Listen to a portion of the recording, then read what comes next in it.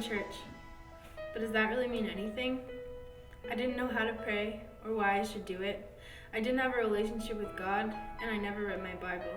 The sole purpose of me going to church was because my grandmother took me to Deluxe Fish and Chips every Sunday after church. My mother started attending Full Gospel when I was 14 years old. When she brought me here, I was hesitant. I did enjoy the music, and I loved the services, but it was a huge change from what I grew up hearing. I didn't really understand what was being taught until I went on the Dare to Live Winter Retreat in 2009. I learned about salvation and the Holy Spirit. I knew what Jesus did on the cross, but I never knew why. But it was finally made clear. He did it so that I could be free and not have to be beaten by sin, because he took my place on the cross. And as long as I surrender my life and heart to him, I would be set free from sin and the ways of the world. In 2009, on that same winter retreat, I gave my life to God. Nothing has been the same since, and I know you hear people saying, God changed my life and I'll never be the same. And I know what you're probably thinking. How can someone that you can't even see change your life? Well, for me, God changed my mind. As I learn more and more in my faith, I know what God likes to see and what he doesn't like to see. He wants me to be pure in heart and mind.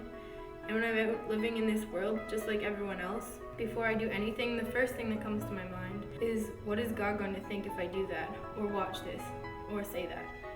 I'm thankful because it helps me to live my life with modesty and integrity. One thing that I think about often is, what if no one told me the truth about God and Jesus and the true penalty of sin, which is death? What if my mom never brought me here to Full Gospel? What if I never went on the retreat back in 2010? Where would I be? I'm so thankful that all of this happened, but when I think about others like me who don't know the truth, those who don't realize the true reason that Jesus died on the cross, and one thing that I've learned that is very important is to tell those who don't know and to be watchmen for God, like in Ezekiel 3:17. Son of man, I made you a watchman for the family of Israel. Whenever you hear me say something, warn them for me. If you say to the wicked you are going to die, and you don't sound the alarm, warning them that it's a matter of life or death, they will die, and it will be your fault. I'll hold you responsible. But if you warn the wicked, and they keep on sinning, they'll most certainly die for their sin, but you won't die. You'll have saved your life. I love this verse. I like to try to be that person for others, telling them what I believe and what I think, and they can do with it as they choose.